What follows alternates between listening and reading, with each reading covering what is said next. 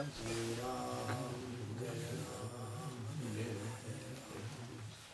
कृष्णाय वासुदेवाय परमात्मने प्रणतक्लेशनाशाय गोविन्दाय नारायणं नमस्कृत्य नरं चैव नरोत्तमं देवीं सरस्वतीं व्यासं ततो जयमुदीरये। सदासेव्या सदासेव्या श्रीमद्भागवती कथा हरिश्चित्तं समाश्रये। श्रीमद्भागवत के 9वें स्कंद में 6वां अध्याय है। महाराज इक्ष्वाकु के वंश का वर्णन, मानधाता और सौहरी ऋषि की कथा इस अध्याय से प्रारंभ होती है। श्री सुकोवाच विरूपः केतुमान् शम्भु रम्बरीश सुतास्त्रयः विरूपात् प्रसदस्सुभूत् तत्पुत्रस्तु रथितरः रथितरस्याप्रजस्य भार्यायां तन्तवे स्थिताः अंगिरा जनयामासो ब्रह्मवर्चस्विनः सुतान्। सुखदेव जी कहते हैं, परीक्षित अम्बरीश के 3 पुत्र थे, विरूप, केतुमान और शंभु। विरूप से प्रखदस्व और उसका पुत्र रथितर हुआ।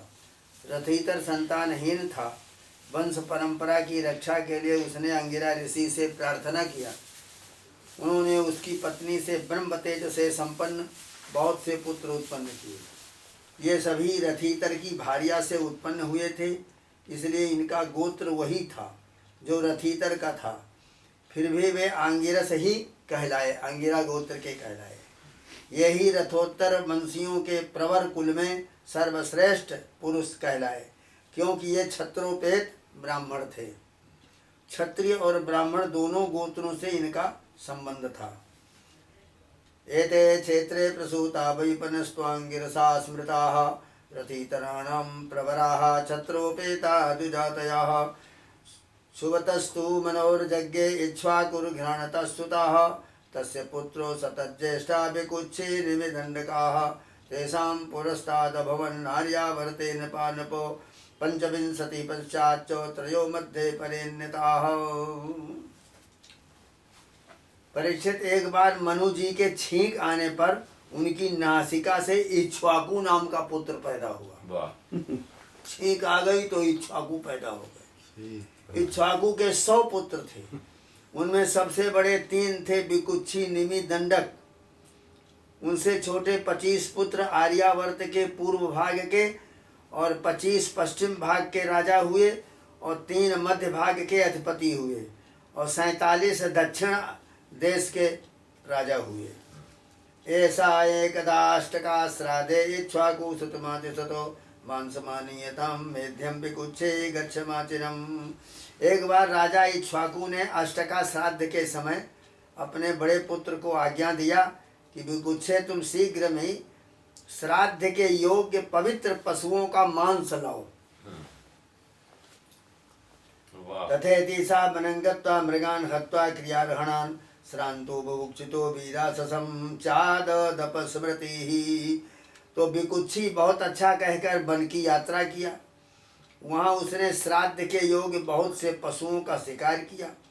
वो थक तो गया ही था, भूख भी लगाई, इसलिए इस बात को भूल गया कि श्राद्ध के लिए मारे हुए पशु को स्वयं न खाना चाहिए। उसने एक खरगोश खा लिया। ज्ञात्वा शेषं निवेदयामास पितृते न च तद्गुरुः चोदिता प्रोक्षण आयाह दुष्टमें तद कर्मकम्। विकुच्छी से बचा हुआ मांस लाकर अपने पिता को दिया। इक्ष्वाकु ने जब गुरु से उसे प्रोक्षण करने के लिए कहा, तब गुरु जी ने कहा, यह मांस दूषित है, श्राद्ध के लिए अयोग्य। ज्ञात्वा पुत्र से तत्कर गुरुणा विहित नृपः देशान निस्सारयामास सुतम त्यक्त विधिं रुषा। गुरु जी के कहने पर राजा इक्ष्वाकु को अपने पुत्र की करतूत का पता चला। उन्होंने शास्त्रीय विधि का उल्लंघन करने वाले पुत्र को क्रोधवश देश निकाला कर दिया। सतु विप्रेण संवादम जापकेन समाचरन् त्यक्त्वा कलेवरम जोगी सतेना वाप जत परम। फिर वो राजा इक्ष्वाकु ने अपने गुरुदेव वशिष्ठ से ज्ञान विषयक चर्चा किया। फिर योग के द्वारा शरीर का परित्याग करके उन्होंने परम पद प्राप्त कर लिया। पितुर्जुपरते भेते विकुच्छी पृथ्वी मिमाम शासदीजे हरिम जज्ञे ससाद इति विश्रुताः। पिता का देहांत हो जाने पर विकुच्छी अपनी राजधानी को लौट आया और इस पृथ्वी का शासन करने लग गया। उसने बड़े बड़े यज्ञों से भगवान की आराधना की और संसार में ससाद के नाम से प्रसिद्ध हुआ। पुरंजयस्तस्य पुत्रो इंद्रवाहितीरिताः काकुत्स इति चाप्युक्ता सुरनामानि कर्मभिः कृतान्तयासीत् समरो देवानां सादानवैः वाष्णिग्राहो व्रतो वीरो देवैर्दैत्ये पराजितैः। विकुच्छी के पुत्र का नाम पुरंजय, उसी को कोई इंद्रवाह कहते हैं, कोई काकुत्स कहते हैं। जिन कर्मों के कारण उसके नाम पड़े उसे सुनो। सत्य युग के अंत में देवताओं का दानवों के साथ घोर संग्राम हुआ। उसमें सबके सब देवता दैत्यों से हार गए। तब उन्होंने वीर पुरंजय को सहायता के लिए अपना मित्र बनाया। तो वचनात् देवदेवस्य विष्णुर्विश्वात्मना प्रभो वाहनत्वतस्तस्य महावृषाः। पुरंजय ने कहा कि यदि देवराज इंद्र मेरे वाहन बने तो मैं युद्ध कर सकता हूँ।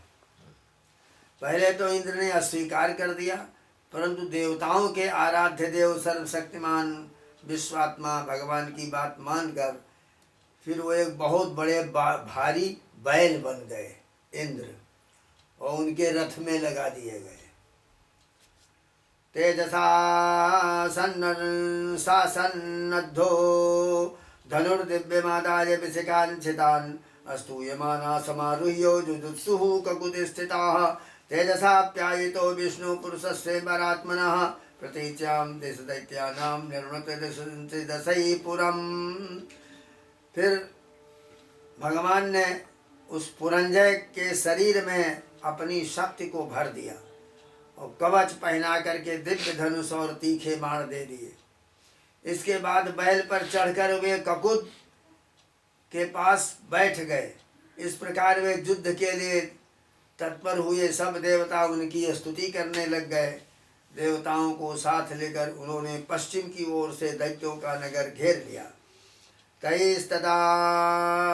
तैस्तस्य चाभूत् प्रधनं तुमुलं रोमहर्षणं यमाजे भल्लैरनयत दैत्यान् ये भीजदुर्मृधे तस्य खूपाताभिमुखं जुगान्त अग्निमिवोल्बणम् विसृज्यतुद्रुवो दैत्या दैन्यहन्यमानाः समालयं जित्वा पुरं धनं सर्वं सस्त्रीकं वज्रपर्णदे प्रत्यक्षत साराजरसेरिति नामभिराहताः। पुरंजय जो है रोमांचकारी संग्राम हुआ। युद्ध में जो जो दैत्य उनके सामने आए पुरंजय ने बाणों से उनको सब मार दिया। उनके बाणों की वर्षा क्या थी, प्रलय काल की धड़कती हुई आग थी। जो भी उनके सामने आता छिन्न भिन्न हो जाता। दैत्यों का साहस जाता रहा। वे रणभूमि छोड़कर अपने घरों में घुस गए। पुरंजय ने उनका नगर धन ऐश्वर्य सब जीत कर इंद्र को दे दिया। इसी से राजर्षि को पुर जीतने के कारण पुरंजय, इंद्र को वाहन बनाने के कारण इंद्रवाह और बैल के ककुत पर बैठने के कारण काकुत्स कहा जाता है। सावस्तस्य तत्सुतो देने सावस्ति निर्ममे पुरी बृहदस्वस्तु सावस्ति ततः कुबलया स्वतः। और पुरंजय का पुत्र अनेना, उसका पुत्र पृथु हुआ। पृथु के विश्वरंद्री उनके चंद्र के यौवनाश्व हुए। या प्रियार्थं उदंकस्य धुंधुनामासुरं बलि सुता नामेकविंशत्या शास्त्रैरहनद्वृताः। तो पृथु के विश्वरंध्री, उसके बाद चंद्र के यौवनाश्व के पुत्र सावस्त, जिन्होंने सावस्तीपुरी बसाई, और सावस्त के बृहदस्व और उसके कुबलयास्व हुए। ये बड़े बली थे। धुंधुमार एते ख्याता तत्सुतास्ते तज्जुलुः धुंधोर्मुखाग्निना सर्वे त्रय एवावशेषिताः नृणास्वा कपिलाश्वश्च भद्राश्व इति भारतो नृणास्वपुत्रो हरदच्छो निकुम्भस्तत्सुतः स्मृताः। यमुनास्य के सावस्त के बृहदस्व के कुबलयास्व हुए। ये बड़े बली थे। इन्होंने उत्तंक ऋषि को प्रसन्न करने के लिए 21,000 पुत्रों को साथ लेकर धुंधु नामक दैत्य का वध किया। इसी से उनका नाम हुआ धुंधुमार। धुंधु दैत्य के मुख की आग से उनके सब पुत्र जल गए, केवल 3 ही बचकर रह गए। परीक्षित बचे हुए पुत्रों के नाम हैं दृढ़ास्व, कपिलास्व, भद्रास्व।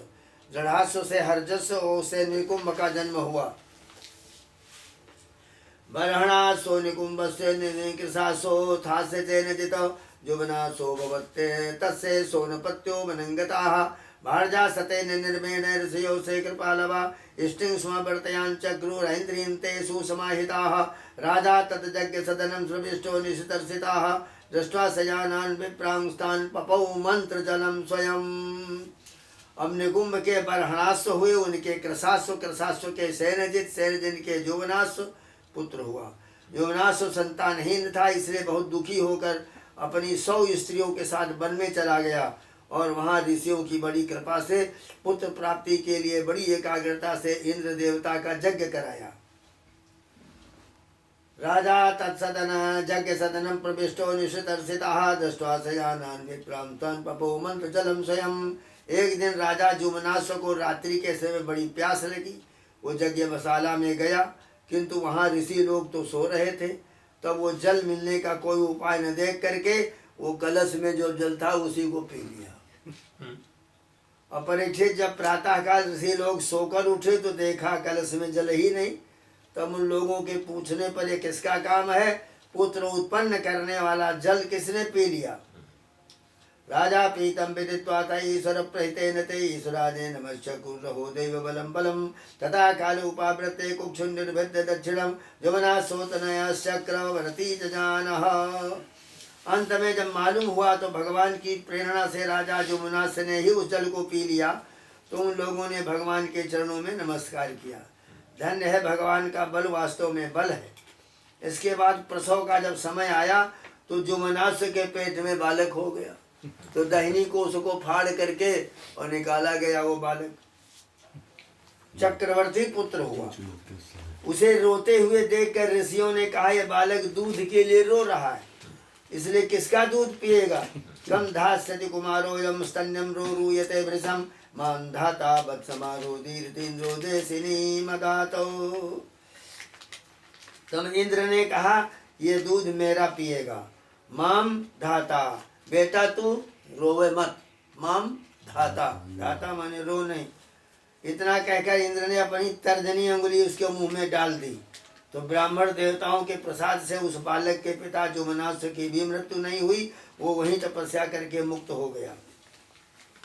न ममार पिता तस्य विप्रदेव प्रसादता जुमनासोथ तत्रैव तपसा सिद्धिमन्नुगात् सात्र सद्य सूरतेन्द्रोंग विदधे नाम तस्य वै जस्मात्र सन्ति युद्विघ्ना तस्य वो रावणादयः जौवनासोथमान धाता चक्रवर्त्य मनिं प्रभुः सप्तद्वीपवती में कहा ससासाच्युत तेजसा ईजे च यज्ञं कृतभिरात्मविद भूरि दक्षिणैः सर्वदेवमयं देवं सर्वात्मकमतीन्द्रियम्। ब्राह्मण देवताओं के प्रसाद से उस बालक के पिता जुमनास की मृत्यु नहीं हुई, वो भी तपस्या करके मुक्त हो गया। तो इंद्र ने उस बालक का नाम त्रसदस्यु रखा, क्योंकि रावण आदि दस्यु लुटेरे उससे उद्विग्न भयभीत रहते थे। जुमनास के पुत्र मानधाता चक्रवर्ती राजा हुए। भगवान के तेज से तेजस्वी होकर उन्होंने अकेले ही 7 द्वीप वाली पृथ्वी का शासन किया, 7 द्वीप की पृथ्वी को। ये सब आत्मज्ञानी थे, उन्हें कर्मकांड की कोई विशेष आवश्यकता नहीं थी। फिर उन्होंने बड़ी बड़ी दक्षिणा वाले यज्ञों से यज्ञ स्वरूप भगवान की आराधना किया, जो अतीन्द्रिय है। द्रव्यम मंत्रो विधृतज्ञो जजमानस्तथर्तिजाः धर्मो देशस्य कालस्य सर्वमेतज्जदात्मकम्। भगवान के अतिरिक्त और है ही क्या, यज्ञ की सामग्री भी भगवान है, मंत्र विधि विधान भगवान, यज्ञ भगवान, जजमान भी भगवान, ऋतुज भी भगवान, धर्म देश और काल ये सब भगवान का ही स्वरूप है। जावत् सूर्य उदयते स्म जावत् च प्रतिष्ठते सर्वं तज्जौवना स्वस्य महान् धातु क्षेत्रमुच्यते। परीक्षित, जहाँ से सूर्य का उदय होता है, जहाँ वे अस्त होते हैं, सारा का सारा भूभाग जुमनास्व के पुत्र मानधाता के ही अधिकार में था। ससबिन्दुर्दुहितरी बिन्दुमत्यामधान्नपो पुरुकुत्स मम्बरीशं मुचुकुन्दं च योगिनं तेषां सुतारा पंचाशत् सौभरिं बप्रिरे पतिं। राजा मानधाता की पत्नी ससबिंदु की पुत्री बिंदुमती थी। उसके गर्भ से 3 हुए पुत्र, पुरकुत से अम्बरीश और मुचकुंद। इनकी 50 बहनें थीं। उन 50 ने अकेले सौभरी ऋषि को पति रूप में वर्ण कर लिया। जजमान जमनांतरजले मग्नस्तप्यमाना परंतपः निर्वृत्तिं मीनराजस्य वीक्षमैथुन धर्मिणाः। सौभरी एक बार जमुना जल में भीतर बैठ करके तप कर रहे थे, पानी के अंदर डुबकी लगाकर। तो वहां देखा कि एक मत्स्य अपनी पत्नियों के साथ मैथुन धर्म में लगा, बड़ा सुखी है। उसके इस सुख को देखकर ब्राह्मण सौभरी के मन में भी विवाह करने की इच्छा हो गई। सत्संग का ये प्रभाव होता है। उन्होंने राजा मानधाता के पास जाकर उनकी 50 कन्याओं में से एक कन्या मांगी। जातस्पृहो नृपं विप्रा कन्याम एकमया जतो सोप्याह गजताम ब्रह्मन कामम कन्या स्वयंवरे। राजा ने कहा, ब्रह्मन कन्या स्वयंवरा में आपको चुन ले तो आप उसे ले जाइए। सा विचिन्त्य प्रियं स्त्रीणां जरठोय यम संवताः बलि पलिते जत्का इत्यहं प्रत्युदारताः साधयसे तथात्मानं सुरस्त्रीणाङ्गपीप्सितं किं पुनर्मनुजेन्द्राणाम् इति व्यवसिता प्रभुः। मुनि प्रवेशिता छत्रा कन्यान्तः पुरं वृद्धिमतो व्रतश्च राजकन्याभिरेकः 50 तासां कलिरभूद्भूयां तदर्थे पोषि सौहृदं ममानुरूपो नायं वा इति तद्गतचेतसाम्। सौभरी ऋषि राजा मानधाता का अभिप्राय समझ गए। उन्होंने सोचा कि राजा ने इसलिए मुझे ऐसा जवाब सूखा दिया है कि अब मैं बूढ़ा हो गया, शरीर में झुर्रियां पड़ गईं, बाल पक गए, सिर कांपने लगा, अब कोई स्त्री मुझसे प्रेम नहीं कर सकती। अच्छी बात है, मैं अपने को ऐसा सुंदर बनाऊंगा कि राजकन्याएं क्या देवांगनाएं भी मेरे लिए लालायित हो जाएंगी। ऐसा सोचकर समर्थ सौभरी जी ने वैसा ही किया। फिर क्या था, अंतःपुर के रक्षक ने सौभरी मुनि को कन्याओं के सजे सजाए महल में पहुंचा दिया। फिर तो उन 50 कन्याओं ने एक सौभरी को ही अपना पति चुन लिया। सब के सब उन कन्याओं का मन सौभरी जी में ऐसा आसक्त हो गया कि उनके लिए आपस के प्रेम भाव को तिलांजलि देकर परस्पर कलह करने लग गई। एक दूसरी से कहती है कि ये तुम्हारे योग्य नहीं है, मेरे योग्य है। सब व्रतस्ता विरपारणीयो तपस्त्रिदा नर्ग परिच्छदेषु गृहेषु नानोपवनामलाम्भा सरस्सु सौगंधिक काननेषु। ऋग्वेदी सौभरी ने उन सभी का पाणी ग्रहण कर लिया। एक ही रात में सब 50 के साथ विवाह किया। वे अपनी अपार तपस्या के प्रभाव से बहुमूल्य सामग्रियों से सुसज्जित जंगल में जाकर पेड़ों के नीचे एक एक भवन विशाल बना डाले। उपवन हो गए, निर्मल जल से परिपूर्ण सरोवर कितने हो गए, सौगंधिक पुष्पों के बगीचे से महल सब घिर गए। बहुमूल्य सैया, आसन, वस्त्र, आभूषण, स्नान, अनुलेपन, सुस्वादु भोजन और पुष्पमालाओं के द्वारा अपनी पत्नियों के साथ विहार करने लग गए। महार्घ सैयासन वस्त्र भूषण स्नानानुदेवाभ्यवहार माल्यकैः स्वलंकृत स्त्री पुरुषेषु नित्यदारे मेनुगायदो गुदभृंग बंदिषु। अपनी पत्नियों के साथ वो वहीं उन भवनों में विहार करने लग गए।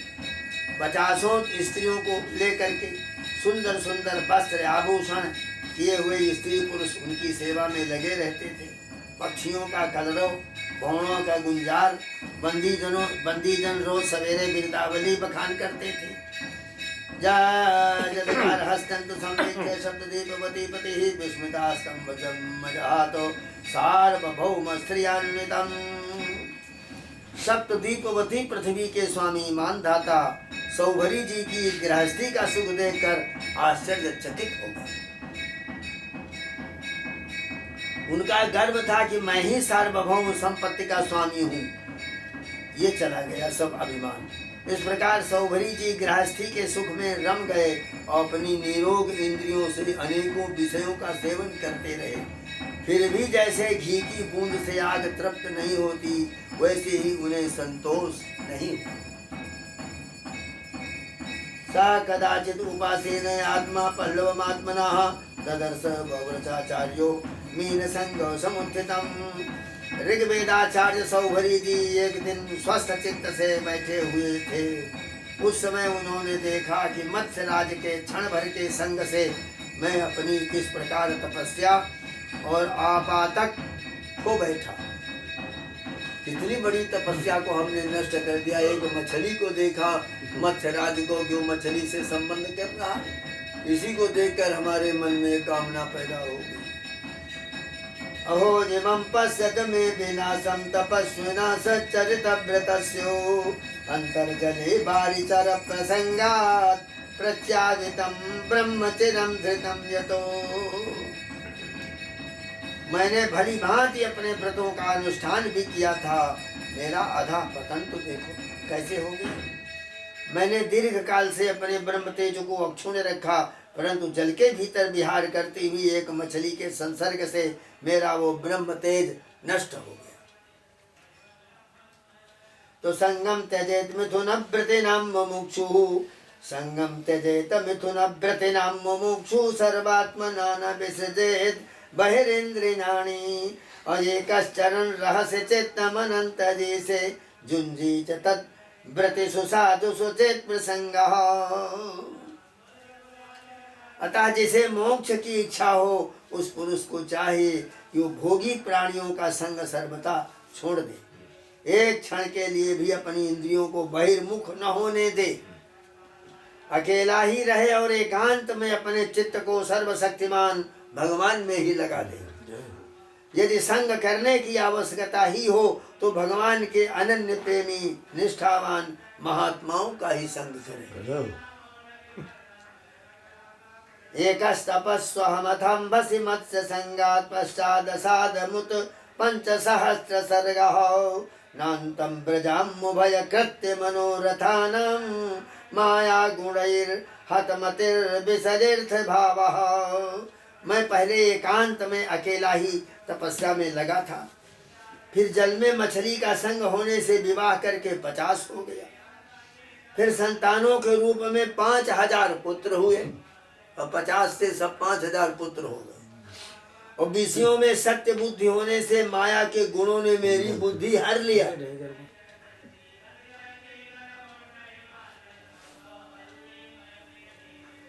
अब लोक और परलोक के संबंध में मेरा मन इतनी लालसाओं से भर गया कि मैं किसी तरह उसके पार नहीं जा पाता। इसी प्रकार विचार करते हुए वे कुछ दिनों तक तो घर में रहे, फिर विरक्त होकर उन्होंने संन्यास ले लिया। एवं वसन गृहे कालम विरक्तो न्यासमास्थिताः वनं जगामानुजजुः पत्न्याः पतिदेवताः।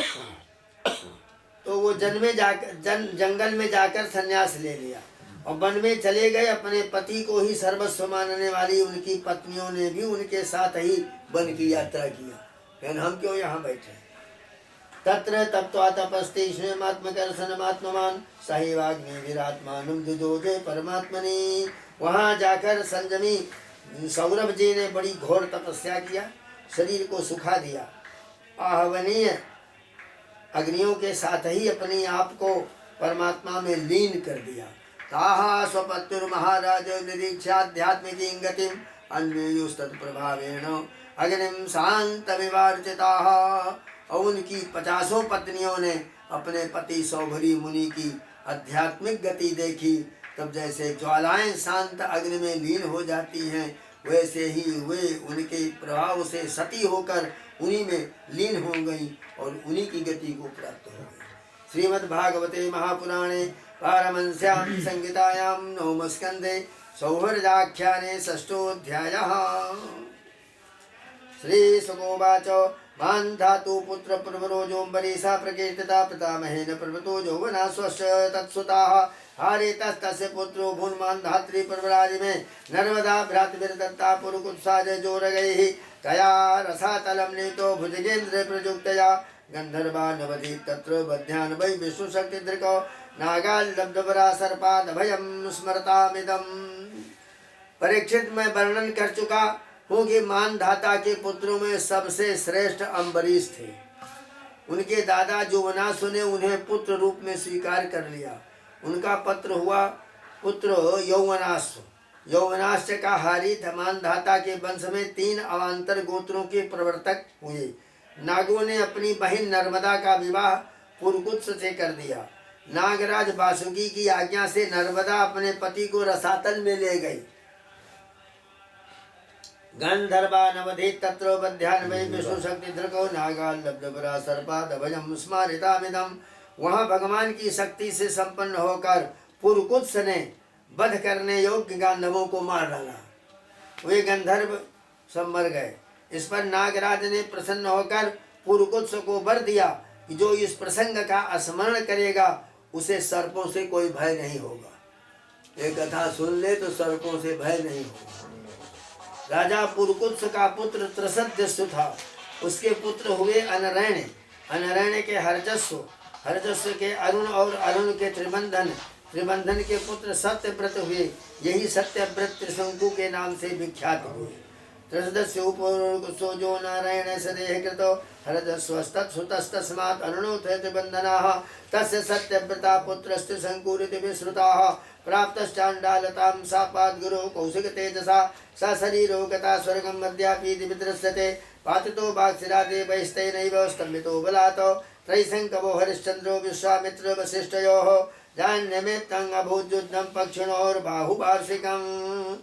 त्रिबंधन के सत्यव्रत हुए। सत्यव्रत त्रिशंकु के नाम से विख्यात हुए।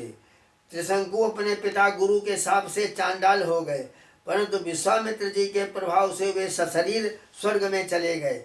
देवताओं ने उन्हें वहां से ढकेल दिया और वे नीचे को सिर किए हुए गिर पड़े, परंतु विश्वामित्र जी ने अपने तपोबल से उन्हें आकाश में स्थिर कर दिया। वे अब भी आकाश में लटके हुए त्रिशंकु दिखाई देते हैं। त्रिशंकु के पुत्र थे हरिश्चंद्र। उनके लिए विश्वामित्र वशिष्ठ एक दूसरे को शाप देकर पक्षी हो गए और बहुत वर्षों तक परस्पर लड़ते रहे। सोनपत्तो विषयण आत्मा नारदस्योपदेशतः जाता पुत्रों में जायताम प्रभो। हरिश्चंद्र के कोई संतान न थी, इससे वे बहुत उदास रहा करते थे। नारद के उपदेश से वे वरुण देवता की शरण में गए और उनसे प्रार्थना की, प्रभु मुझे पुत्र प्राप्त हो। यदि वीरो महाराज तेनैव त्वां जजे इति तथेति वरुणेनास्य पुत्रो जातस्तु रोहितः जाता सुतो जनेनांगो मां जजस्वेति सुब्रवीतो यदा पशु निर्दशा स्यात् अथ मेध्यो भवेदिति। महाराज, यदि मेरे वीर पुत्र होगा तो मैं उसी से आपका जजन करूँगा। वरुण ने कहा ठीक है। तब वरुण की कृपा से हरिश्चंद्र के रोहित नाम का पुत्र हुआ। पुत्र होते ही वरुण ने आकर कहा कि हरिश्चंद्र तुम्हें पुत्र प्राप्त हो गया, अब इसको मार करके हमारा यज्ञ करो, इसको इसी का वध होगा। तो हरिश्चंद्र ने कहा अब जब आपका ये यज्ञ पशु रोहित 10 दिन से अधिक का हो जाएगा तब यज्ञ के योग्य होगा। 10 दिन बीतने पर वरुण ने आकर फिर कहा मेरा यज्ञ करो। हरिश्चंद्र ने कहा जब आपके यज्ञ पशु के मुंह में दांत निकल आएंगे तब वो यज्ञ के योग्य होगा। उससे मोह था कि इसका वध कैसे हो, तो बहाना करते और बचाते चले गए। निर्दशे च सयागते जजस्वेत्याह सुब्रवीतो दंता पशोर्जज्जायेरन् अथ मेध्यो भवेदिति जाता दंता जजस्वेति सा प्रत्याह रसो ब्रवीतो जदापत्य पतन्त्यस्य दंता अथ मेध्यो भवेदिति। तो कहते हैं कि दांत उगाने पर वरुण ने कहा अब इसके दांत निकल आए, मेरा यज्ञ करो। हरिश्चंद्र ने कहा जब इसके दूध के दांत गिर जाएंगे तब ये यज्ञ के योग्य होगा। पशोर्निपतिता दंता जजस्वेत्याह सो ब्रवीत यदा पशो पुनर्दंता जायन्ते थ पशु शुचिः। अब दूध के दांत गिर जाने पर वरुण ने कहा अब इस यज्ञ पशु के दांत गिर गए, मेरा यज्ञ करो। हरिश्चंद्र ने कहा जब इसके दोबारा दांत आ जाएंगे तब यह पशु यज्ञ के योग्य हो जाएगा। पुनर्जाता जजस्वेति सा प्रत्याह तसो ब्रवीतो सान्नाहिको जदा राजन राजन जोधे पशु सुते इति पुत्रानुरागेण स्नेह जंत्रित चेतसा कालम पंचयता तम त मुक्तो देवस्तमईक्षतो। दांतों के इस प्रकार हरिश्चंद्र ने कहा, वरुण जी महाराज, क्षत्रिय पशु तब यज्ञ के योग्य होता है जब कवच धारण करने लगे। इति पुत्रानुरागेण स्नेह यंत्रित चेतसा कालम वज्रेता तमुक्तो देवः तमईक्षतो। परीक्षित, इस प्रकार राजा हरिश्चंद्र पुत्र के प्रेम से हीला हवाला करते करते समय टालते रहे और ये पुत्र की फांसी ने उनके हृदय को जकड़ लिया। वे जो समय बताते वरुण देवता उसी की बाट देखते रहते थे। रोहितास्तदभिज्ञाजे पितु कर्मचिकीर्षितं प्राणप्रेप्सुरधनुष्पाणि रणैणं प्रतिपद्यतो। रोहित को जब ये पता चला कि पिताजी तो मेरा बलिदान करना चाहते हैं, तब वो अपने प्राणों की रक्षा के लिए हाथ में धनुष लेकर और वन को चला गया। इधरम वरुणाग्रस्तं श्रुत्वा जात महोदरम रोहितो ग्राम में आयो तमिन्द्रः प्रत्यसेदतो। कुछ दिन के बाद उसे मालूम हुआ कि वरुण देवता ने रुष्ट होकर मेरे पिताजी पर आक्रमण किया, जिसके कारण वे महोदर रोग से पीड़ित हो गए हैं। तब रोहित अपने नगर की ओर चल पड़ा, परंतु इंद्र ने आकर उसे रोक दिया। भूमे पर्यटनम पूर्णम तीर्थ क्षेत्र सेवड़े रोहितायाद सचक्रा सोपरेणे बसत समाम।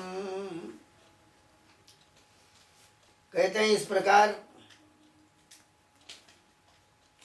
इंद्र ने आकर कहा, बेटा रोहित, यज्ञ पशु बनकर मरने की से अच्छा है तुम तीर्थ और क्षेत्रों में ही रहो, तीर्थ ही करते रहो। इस तरह से वह 1 वर्ष तक और वन में रहा। एवं द्वितीये तृतीये चतुर्थे पंचमे तथा अभ्येत्याभ्येत्य सविरो विप्रो भूत्वा व्रतः षष्ठम संवत्सरम तत्रो चरित्वा रोहितापुरीम उपव्रजन्नजीगर्ता दक्षिणान मध्यमम सुतम। इसी प्रकार दूसरे तीसरे चौथे पांचवें वर्ष भी रोहित ने अपने पिता के पास जाने का विचार किया, परंतु बूढ़े ब्राह्मण का वेश धारण करके हर बार इंद्र आते उसे रोक देते। इस प्रकार 6 वर्षों तक रोहित वन में ही रहा। 7वें वर्ष जब वो अपने नगर को लौटने लगा, तब उसने अजीगर्त से उनके मझले पुत्र सुनासेप को मोल ले लिया। यानी छोटा पुत्र जो है वो माता का हो जाता है और बड़ा हो गया पिता को, और बीच वाले को कोई पूछने वाला नहीं, तो उसको बेच दिया गया। जाओ बलिदान, तुम्हारा गला काटा जाएगा। वो सुनासेप थे, तो उनके उसको मोल ले लिया और उसे यज्ञ पशु बनाने के लिए अपने पिता को सौंप करके, जाओ इसको तुम बांध करके, वो पकड़ करके बांध दिया गया खूंटे में। और चरणों को नमस्कार करके वो श्रेष्ठ चरित्र वाले राजा हरिश्चंद्र ने महोदर रोग से छूटकर पुरुष समेत यज्ञ के द्वारा वरुण आदि देवताओं का यजन किया।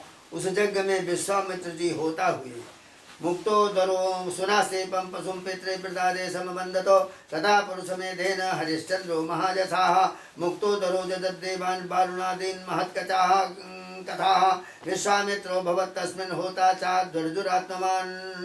उस जग में विश्वामित्र जी होता हुए जमदग्नि ने अध्वर्जु का काम किया। वशिष्ठ जी ब्रह्मा बने।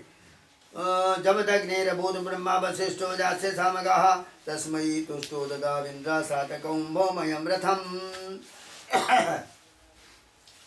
तो कहते हैं उस समय इंद्र ने प्रसन्न होकर हरिश्चंद्र को एक सोने का रथ दिया।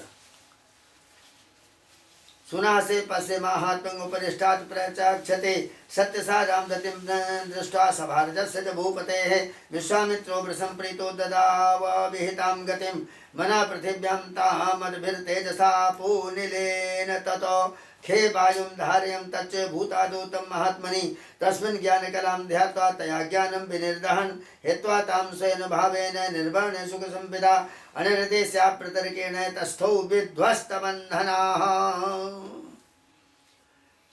सुनासेप का और बाकी जो चरित्र है वो हम आगे चलकर वर्णन करेंगे। हरिश्चंद्र को अपनी पत्नी के साथ सत्य में दृढ़ता पूर्वक देखकर विश्वामित्र जी बहुत प्रसन्न हुए। उन्होंने उन्हें उस ज्ञान का उपदेश किया जिस ज्ञान का कभी नाश नहीं होता। उसके अनुसार राजा हरिश्चंद्र ने अपने मन को पृथ्वी में और पृथ्वी को जल में और जल को तेज में और तेज को वायु में, वायु को आकाश में स्थिर कर दिया और आकाश को अहंकार में लीन किया, फिर अहंकार को महतत्व में लीन किया, उसमें ज्ञान कला का ध्यान किया और उससे अज्ञान को भस्म कर दिया। इसके बाद में हित्वा ताम स्वेन भावेन निर्वाणो सुख संविदा अनिर्देश्या प्रतर्केण तस्थो विध्वस्त बंधनाः। इसके बाद निर्वाण सुख की अनुभूति से उस ज्ञान का कला का भी परित्याग कर दिया और समस्त बंधनों से मुक्त होकर वे अपने उस स्वरूप में स्थित हो गए जो न तो किसी प्रकार बतलाया जा सकता है और न उसके संबंध में किसी प्रकार का अनुमान किया जाता सकता है। ऐसे ब्रह्म में वो लीन हो गए। श्रीमद्भागवते महापुराणे पारमहंस्यां संहितायां नवमस्कन्धे हरिश्चंद्रोपाख्याने सप्तमोऽध्यायः। कहाँ चला है और है? चलो चलेगा। श्री सुगोवाच हरितो रोहित चंपस्तस्माद् विनिर्मिता चंपापुरी सुदेवोऽथो विजयो दस्य चात्मजाः वरुकस्तत्सुतस्तस्माद् वृकस्तस्यापि बाहुका सौरिभिर्निर्तभू राजा सभार्जो वनमाविशत वृद्धं तं पंचतां प्राप्तं महिष्यनुमरिष्यति सौर्वेण जनतात्मानं प्रजावन्तं निवारिताः। अब रोहित का पुत्र था हरित, हरित से चंप हुआ, उससे चंपापुरी बसाई थी। चंप से सुदेव और उसका पुत्र विजय, विजय का भरुक, भरुक का वृक, वृक का पुत्र हुआ बाहुक। शत्रुओं ने बाहुक से राज्य छीन लिया, तब अपनी पत्नी के साथ वन में चला गया। वृद्धम तम पंचताम प्राप्तम महिष्यनुमरिष्यति और वेण जनतात्मानं प्रजावन्तं निवारिता। वन में जाने पर बुढ़ापे के कारण जब बाहुक की मृत्यु हो गई तब उसकी पत्नी भी उसके साथ सती होने को तैयार हो गई। परंतु महर्षि और्व को यह मालूम हुआ था कि इसके गर्भ है, इसलिए उन्होंने उसे रोक दिया। उसकी सौतों को बात मालूम हुई तो उन्होंने उसे भोजन के साथ विष दे दिया, परंतु गर्भ पर भी उसका कोई प्रभाव नहीं पड़ा। तो उस कुछ समय के बाद उस विष को लिए हुए एक बालक का जन्म हुआ जो गर के साथ पैदा हुआ, इसलिए उसका नाम सगर हुआ। सगर राजा जिनके 60,000 पुत्र थे। सगर बड़े यशस्वी राजा हुए। सगरस् चक्रवर्त्यासि सागरो जसुतै कृताः जस्ताल जंघान जमनान छकान हय बर्बरान नावदेत गुरुवाक्येन चक्रे विकृत वेषिणाः मुंडां चश्मश्रुधारान् कांसित मुक्त के सार्ध मुंडितान् अनंतर्वाससा कांसित दबे बहिर्वाससोपरान् सो समय धैर्यदयत सर्ववेद सुरात्मकम्। सगर चक्रवर्ती सम्राट थे। इन्हीं के पुत्रों ने पृथ्वी खोद कर समुद्र बना दिया।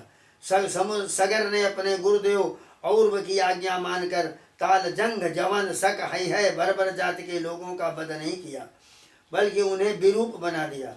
उनमें से कुछ के सिर मुड़वा दिए, कुछ के मूछ दाढ़ी रखवा दी, कुछ को खुले बालों वाला बना दिया, कुछ को आधा मुड़वा दिया। कुछ लोगों को सगर ने केवल वस्त्र ओढ़ने की ही आज्ञा दी, पहनने की नहीं, और कुछ को केवल लंगोटी पहनने को की कहा, ओढ़ने को नहीं कहा। वही सब जंगल में रहने वाले आदिवासी हो गए। लंगोटी वाले देख लीजिए कहाँ से कहाँ इतिहास ये। इसके बाद राजा सगर ने और ऋषि के उपदेशानुसार अश्वमेध यज्ञ के द्वारा वेद और देवता में आत्मस्वरूप सर्वशक्तिमान भगवान की आराधना किया। और गोपदिष्ट जोगेन हरिमात्मानमीश्वरम तस्यो सृष्टम पशुम जज्ञे जहारास्वं पुरंदराः सुमत्यास्तनयादादृप्ताः पितुरादेशकारिणाः हायमन वेशमाणास्ते समन्ताद्यखनन महीम। उस समय महारानी सुमति के गर्भ से सगर के पुत्रों ने अपने पिता की आज्ञानुसार घोड़े के लिए सारी पृथ्वी छान डाली। जब कहीं पर भी उसका घोड़ा न मिला तब उन्होंने बड़े घमंड से सब ओर से पृथ्वी को खोदना शुरू कर दिया। खोदते खोदते पूर्व और उत्तर के कोने पर कपिल मुनि के पास चले गए। ये सारा समुद्र सब उन्हीं का खोदा हुआ है। प्रागुदेच्यां दिशेहयं ददृशो कपिलान्तिके देशबाजी हरश्चौरो आस्ते मेलितलोचनाः हन्यतां पापो इति षष्ठीशास्त्रिणः उदायुधाः बीजजुरुन्मे सजदा तदा मुनिः स्वशरीराग्निना तावन् महेन्द्र हृतचेतसाः महद्व्यक्ति क्रमहता भस्मसात् अभवन् क्षणातो। और वो 60,000 राजकुमार शस्त्र उठाकर दौड़े कि यही हमारे घोड़े को चुराने वाला चोर है, इसने आंखें मूंद ली हैं, ये पापी है, इसको मार डालो। उसी समय कपिल मुनि ने अपनी पलकें खोली। इंद्र ने राजकुमारों की बुद्धि हर ली थी, इसी से उन्होंने कपिल मुनि जैसे महापुरुष का तिरस्कार किया। तिरस्कार के फल स्वरूप उनके शरीर में ही आग जल उठी, जिससे क्षण भंगुर में ही वो सब के सब 60,000 जल कर खाक हो गए। वही गंगा सागर। परीक्षित न साधु बाधो मुनिकोपभर्जिता नपेन्द्र पुत्रा यते सत्वधामनयि और कथम तमोरो समजम विभाव्यते जगत पवित्रात्मनि खेरजो भुवा। सगर के लड़के कपिल मुनि के क्रोध से जल गए, ऐसा कहना उचित नहीं है। वे तो शुद्ध सत्व गुण के परम आश्रय हैं। उनका शरीर तो जगत को पवित्र करता रहता है, उनमें भला क्रोध रूपी तमोगुण की संभावना कैसे की जा सकती है? कहीं पृथ्वी की धूल का भी आकाश से संबंध होता है? ये संसार सागर एक मृत्युमय पथ है। संसार क्या है? एक मृत्यु का रास्ता है। जैसे रेता सांख्य मजी द्रड़े हनौ जजा मुमुक्षुस्तरते दुरत्ययम् अभवर्णवं मृत्युपथं विपश्चिता परात्मभूतस्य कथं प्रथंगनतिः। इसके पार जाना अत्यंत कठिन है, परंतु कपिल मुनि ने इस जगत में सांख्य शास्त्र की एक ऐसी दृढ़ नाव बना दी है, जिससे मुक्ति की इच्छा रखने वाला कोई भी व्यक्ति इस समुद्र के पार जा सकता है। वे केवल परम ज्ञानी ही नहीं, स्वयं परमात्मा हैं। उनमें भला ये शत्रु है और ये मित्र, इस प्रकार की भेद बुद्धि कैसे हो सकती? यो सा मंजसे तुक्ता सा कैसिन्नान पात्मदा तस्य पुत्रं सुमन नामे पितामहे तेरता। सगर की दूसरी पत्नी का नाम था केसरी, उसके गर्भ से असमंजस नामक पुत्र हुआ। असमंजस के पुत्र का नाम था अंशुमान। वो अपने दादा सगर की आज्ञाओं के पालन तो उन्हीं की सेवा में लगा रहता था। असमंजसयात्मानं दर्शयन्न समंजसम जाति स्मरा पुरा संगा जोगी जोगाद विचालिताः आचरण गर्हितं लोके ज्ञातीनां कर्म विप्रियं शरज्वां कीर्तितो बालान् प्रास्य दुर्बेजयञ्जनम्। असमंजस पहले जन्म में जोगी थे, संग के कारण वे जोग से विचलित हो गए, परंतु अब भी उन्हें अपने पूर्व जन्म का स्मरण बना हुआ था। इसलिए वे ऐसे काम किया करते थे जिनसे भाई बंधु उन्हें प्रिय न समझें। कभी कभी तो अत्यंत निंदित कर्म कर बैठते, अपने को पागल दिखलाते, यहाँ तक कि खेलते खेलते बच्चों को सरजू में डाल देते। इस प्रकार उन्होंने लोगों को उद्विग्न कर दिया। एवं व्रता परित्यक्ता पित्रा स्नेहमपोह्य वै जोगेश्वरेण बालांस्तां दर्शयित्वा ततो जजो। अंत में उनकी ऐसी करतूत देकर पिता ने पुत्र स्नेह को तिलांजलि दे दिया और उन्हें त्याग दिया। असमंजस ने अपने योग बल से उन सब बालकों को जीवित कर दिया जिनको जमुना में सरजू में सब डाला था, मारा था। सब बालकों को एक साथ जीवित कर दिया। अपने पिता को दिखाकर वे वन में चले गए। अयोध्या के नागरिकों ने जब देखा कि हमारे बालक तो फिर लौट आए, तब उन्हें असीम आश्चर्य हुआ और राजा सगर को भी बड़ा पश्चाताप हुआ। अंशुमां चोदितो राजा तुरंगान्वेषणे ददौ पितृव्यख्याता अनुपथम भस्मान्ति ददृशे हयम् तत्रासेनं मुनिवेक्षे कपिलाख्ये मदोच्छदम् अस्तौत समाहित मना प्रांजलि प्रणतो महान। इसके बाद राजा सगर की आज्ञा से अंशुमान घोड़े को ढूंढने के लिए निकले। उन्होंने अपने चाचाओं के द्वारा खोदे हुए समुद्र के किनारे किनारे चलकर उनके शरीर के भस्म के पास ही घोड़े को देखा। वहीं भगवान के अवतार कपिल मुनि बैठे हुए थे। उनको देखकर उदार हृदय अंशुमान ने उनके चरणों में प्रणाम किया, हाथ जोड़कर स्तुति किया। अंशुमानुवाचो न पश्यते तं परमात्मनो जनो न बुध्यतेऽद्यापि समाधिजुक्तिभिः कुतो परे तस्य मना शरीरधि विसर्ग सृष्टा वयमप्रकाशाः।